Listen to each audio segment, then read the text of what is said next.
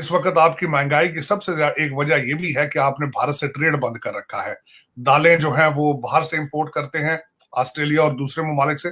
पहले सब्जी और दालें, इस तरह की चीजें सारी भारत से आ रही थी। तो ट्रेड एक जरूरत है, आपकी मुआशी जरूरत है।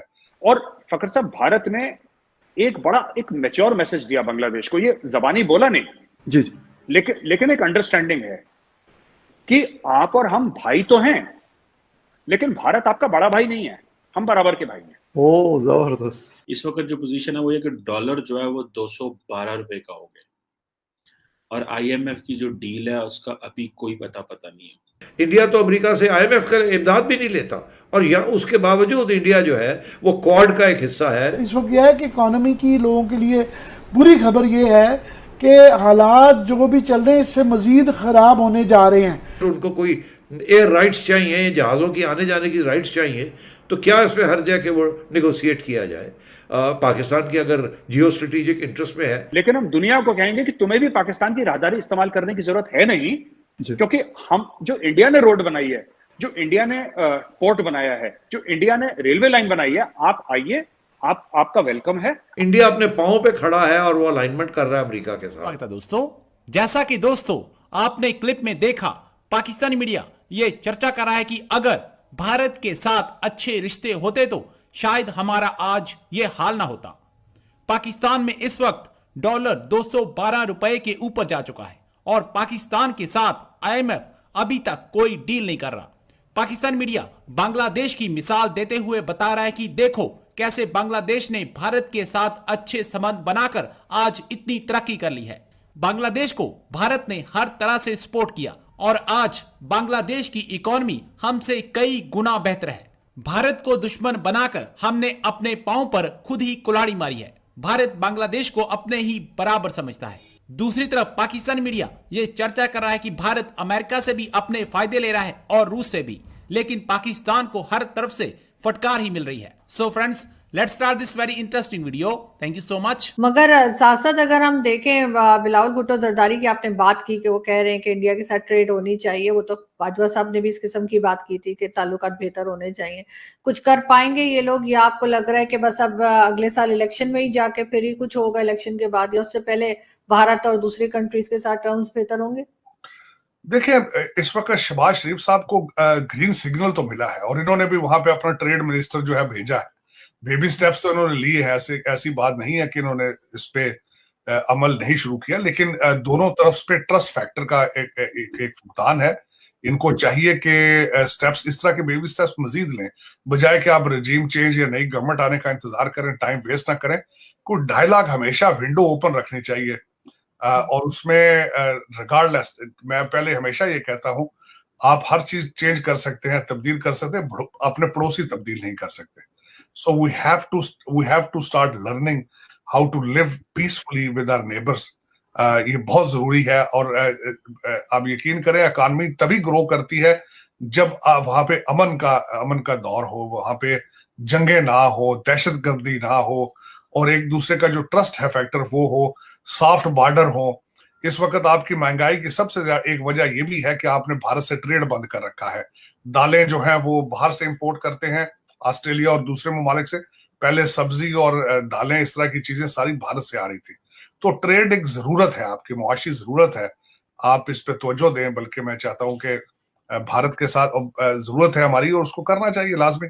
आप अपने पड़ोस में जो है हालात नॉर्मलाइज करने चाहिए, जिस तरह के भी सर्कमस्टांसेस हो, लेकिन डायलॉग विंडो बंद नहीं करने चाहिए मेरे ख्याल में। इंडिया बांग्लादेश में अरबों डॉलर इन्वेस्ट करती है, अरबों डॉलर का ट्रेड करती है।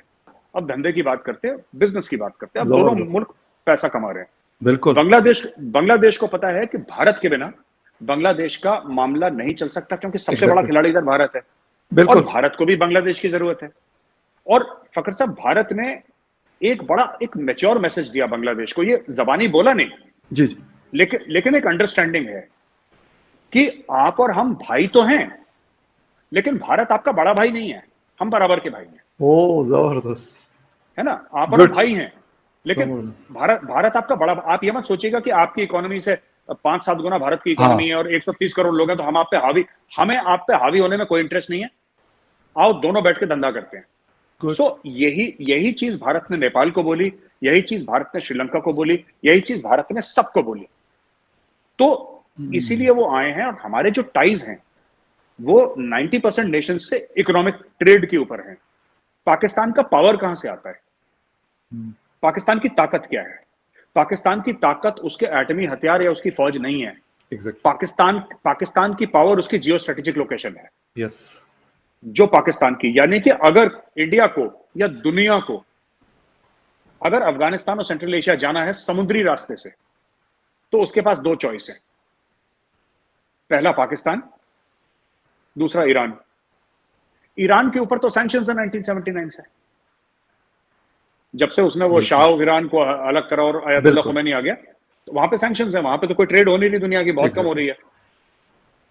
पाकिस्तान सब पीछे पड़े जी, आप वो करो, तो वॉर ऑन टेरर हुआ, वो भी पाकिस्तान से गया, पूरा 20 साल से अमेरिका वहां पे था, सारा कुछ ट्रेड जो भी अफगानिस्तान जा रहा था पाकिस्तान से जा रहा था। इंडिया ने बोला कि हमारे ताल्लुकात इजराइल से भी अच्छे हैं, हमारे ताल्लुकात ईरान से भी अच्छे हैं, हमारे ताल्लुकात सऊदी अरब से भी बहुत अच्छे हैं, हमारे ताल्लुकात यूएई से भी बहुत अच्छे हैं।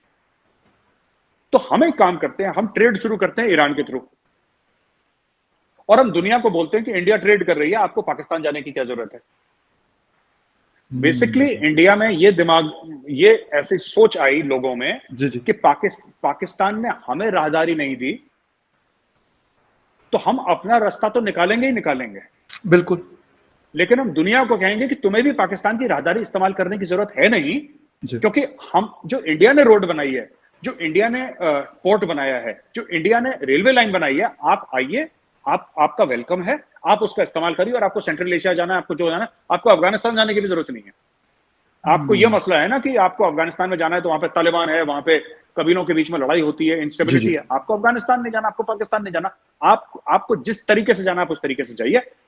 इसीलिए इंडिया में ये लोग बार बार आ रहे हैं, इनके फॉरेन मिनिस्टर, इनके एनएसए, सब कोई ईरान से आ रहे हैं, और ये मेन स्ट्रीम कर रहा है इंडिया ईरान को दुनिया की नजरों में। इंडिया तो अमेरिका से IMF का इमदाद भी नहीं लेता, और यहाँ उसके बावजूद इंडिया जो है वो क्वाड का एक हिस्सा है, अमेरिका, ऑस्ट्रेलिया, जापान। सो मतलब ये है कि ये तो अलायंस पार्ट, अब ये इशारा किस तरफ कर रहे हैं, तो ये कोई नई बात तो नहीं है। अब इशारा ये कर रहे हैं कि जी शायद अमेरिका कोई बेसिस मांग रहा है और ड्रोन्स के लिए कोई बेसिस मांग रहा है।